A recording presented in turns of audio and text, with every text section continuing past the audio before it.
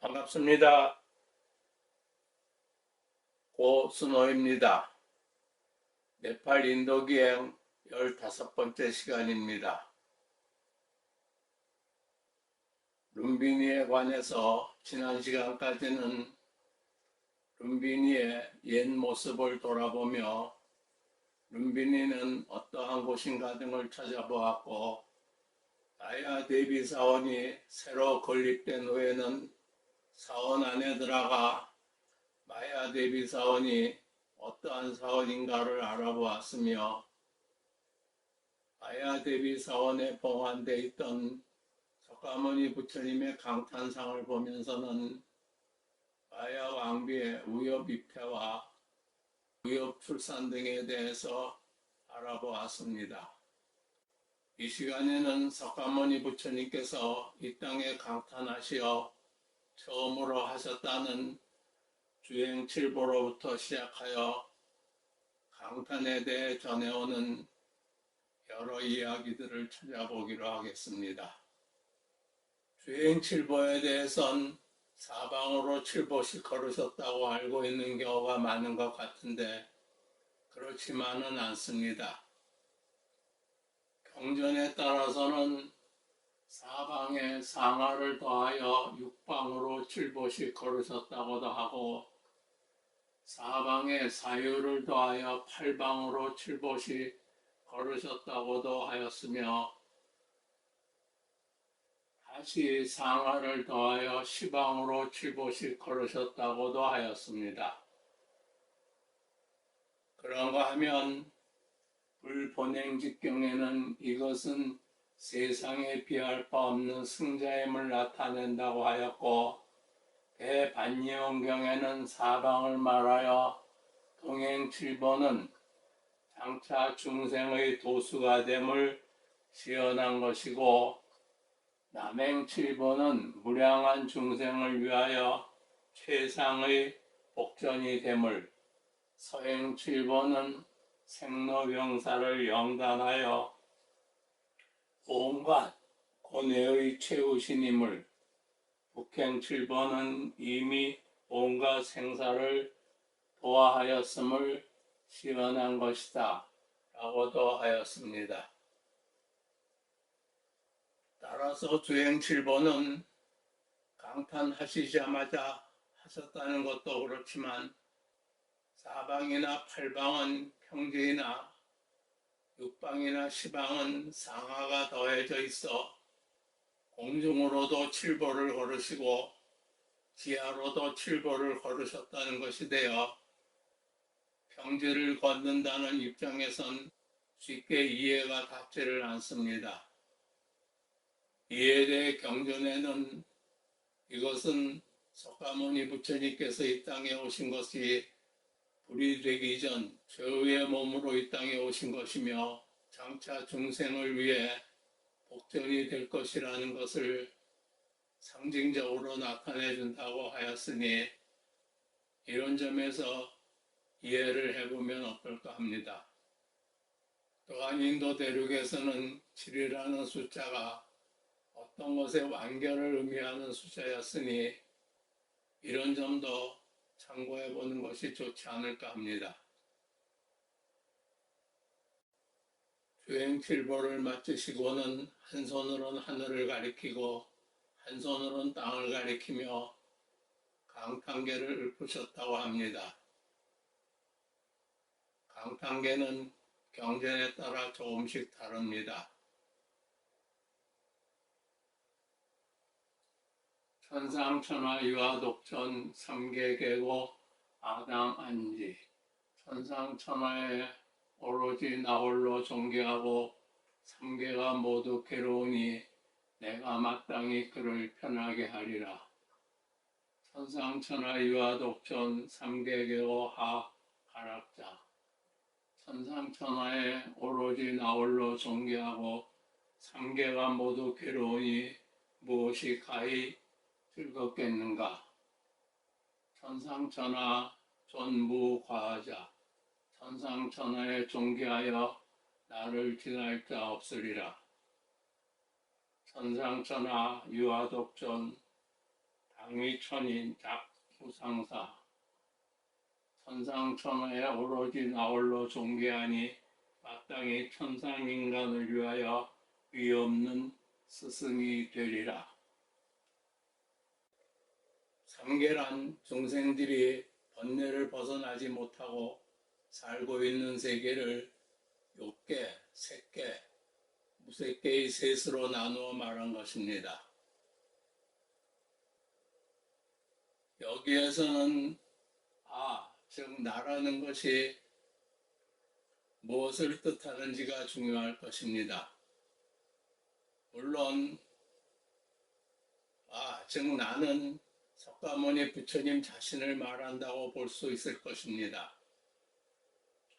하지만 학자들 사이에선 당시 인도 대륙은 모든 것이 신과 연관되어 있다고 생각하는 신본주의가 주를 이루고 있었으니 이런 사상적 배경을 고려하여 강탄계는 전반적으로 신본주의에서 인본주의를 표방하는 불교의 종교적 대선언으로 받아들이고 있는 경향도 있습니다. 저도 마찬가지 입장입니다. 이 그림은 제가 네팔에서 구입한 Holy Places of Buddhism in Nepal and India 라는 책에서 전제한 것입니다. 석가모니 부처님께서 이 땅에 강탄하시어 처음으로 하셨다는 주행칠보의 모습은 연꽃이를 걸으시는 모습으로 표현되어 있습니다. 그리고 마야 왕비는 서서 그를 바라보는 모습으로 표현되어 있습니다. 천신들은 호공에서 석가모니 부처님의 강탄을 맞이하는 모습으로 표현되어 있습니다. 전체적인 분위기가 우리나라에서와는 다릅니다. 경전에는 주행칠보를 하실 때 땅에서는 호련히 연꽃이 솟아올라와 그 발을 받쳐드렸다고 하였으며 범천, 대석천 등의 천신들이 그 시중을 들었다고 하였습니다. 이런 것들은 천지가 감동함은 물론 고대 인도 대륙 사람들이 생각하였던 모든 천신들이 다 석가모니 부처님의 강탄을 맞이하였다는 것으로 당시 그들의 신앙의 세계에서 이해해 보는 것이 좋을 것 같습니다. 경전에는 천지의 감동에 대해서나 천신들에 대해서 다음에도 여러 곳에 나옵니다. 이제 이 강탄상을 보면서 석가모니 부처님의 강탄에 관한 다른 이야기들을 찾아보겠습니다. 주행칠보 후 강탄계를 읊으신 모습은 여기에 새겨져 있습니다.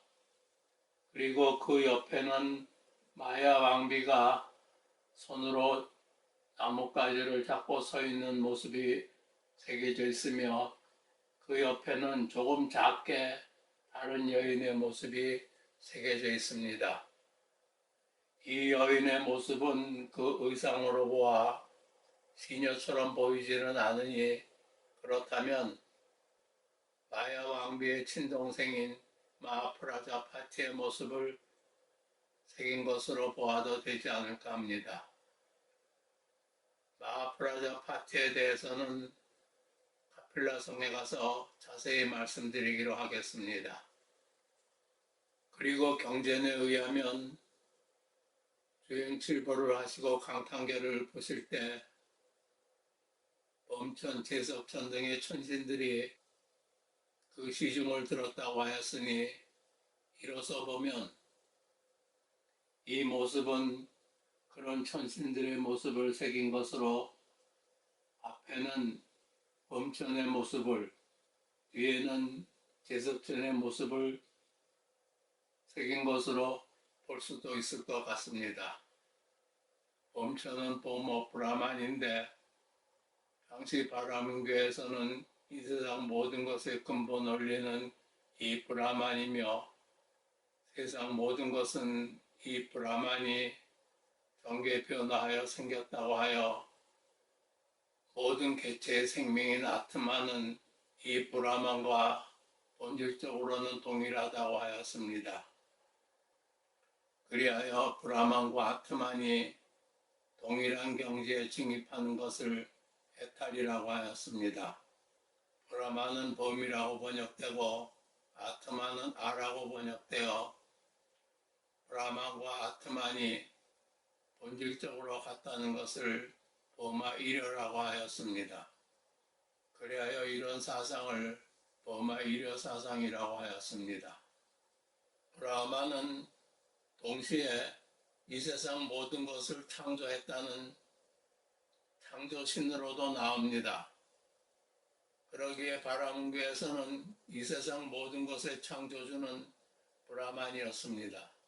그리고 제석천은 내신, 즉 비와 우레의 신인 인드라신을 말하는 것인데, 인드라신은 사카라 데바남 인드라라고 하여 신들 중에 가장 강력한 신으로 신봉되었었습니다. 고대 인도 대륙의 문헌인 리그베다에는 이 신에 대한 창가가 4분의 1이나 들어있을 정도입니다. 당시 바라문교는 모든 종교, 철학, 사상 등의 대표격이었으니 이런 바라문교의 최고의 신인 범천, 제석천 등이 주행칠보의 시중을 들었다는 것은 그때까지 어느 종교도, 어느 철학도, 어느 사상도 더 이상은 어쩔 수 없어 그 한계에 달해 부처님께 모든 기대를 걸었다는 것을 상징적으로 나타내 준다고 볼 수 있을 것 같습니다. 석가모니 부처님께서 강탄하시어 주행칠보를 마치시고 강탄계를 읊으시자 두 용왕이 공중에서 더운 물과 차가운 물을 번갈아 뿌려 그 몸을 목욕시켜 드렸으며 앞에서도 알아본 바와 같이 마야 왕비는 땅에서 향유가 섞인 물이 솟아올라 그 물에 목욕을 하였다고 합니다. 그러자 세계는 밝아지지 않음이 없었고 고목나무마저도 꽃을 피웠다고 합니다. 앞에서도 말씀드린 바와 같이 용왕은 버머 나가라자인데 인도 대륙에서는 이 용왕이 모두 코브라의 모습으로 표현되어 있습니다.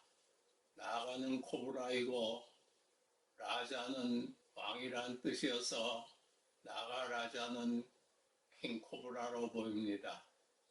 그러기에 나가, 즉 용이라고 하여 우리나라에서 생각하는 황룡, 청룡 같은 그런 용이 아니고 나가라자, 즉 용왕이라고 하여 우리나라에서 생각하는 동해용왕, 서해용왕 같은 용왕이 아닙니다. 인도 대륙에 가보면 이 나가라자의 모습은 쉽게 볼 수 있습니다. 인도 대륙에서는 이 나가라자에 대해 신화적인 이야기가 전해져 오고 있습니다. 불교에서는 이 나가라자를 팔부신중 중에 하나로 여기고 있습니다.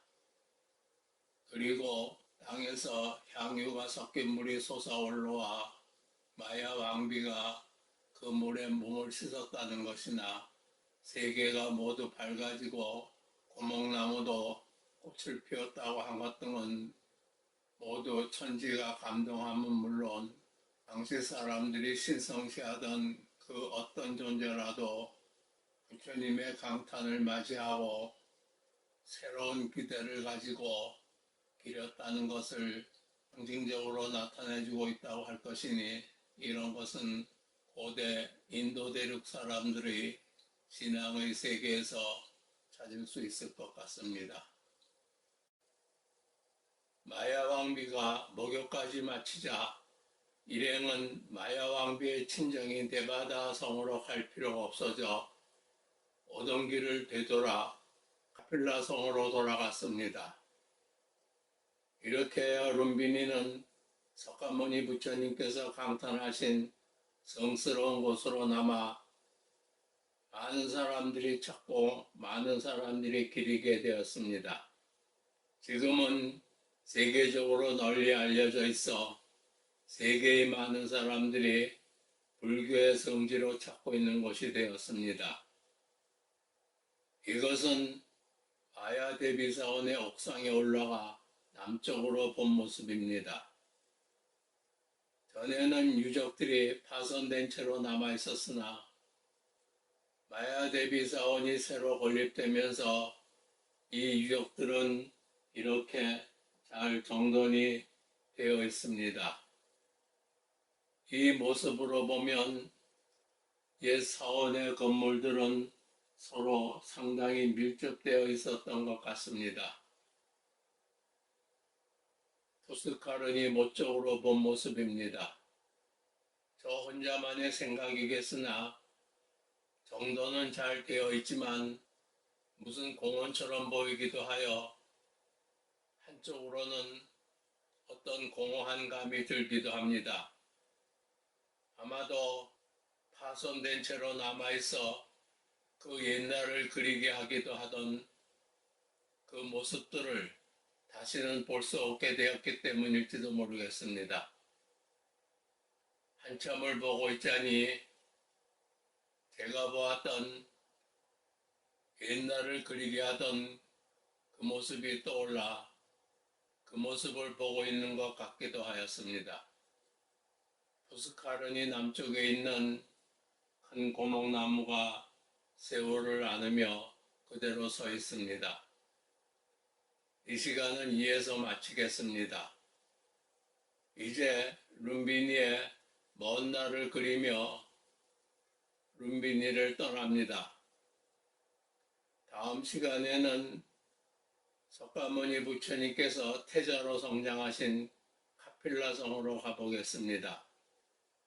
이 영상을 주위에도 널리 알려주시고 영상 밑에 있는 구독 버튼을 눌러 구독자로서 저와 함께 끝까지 해주시면 고맙겠습니다.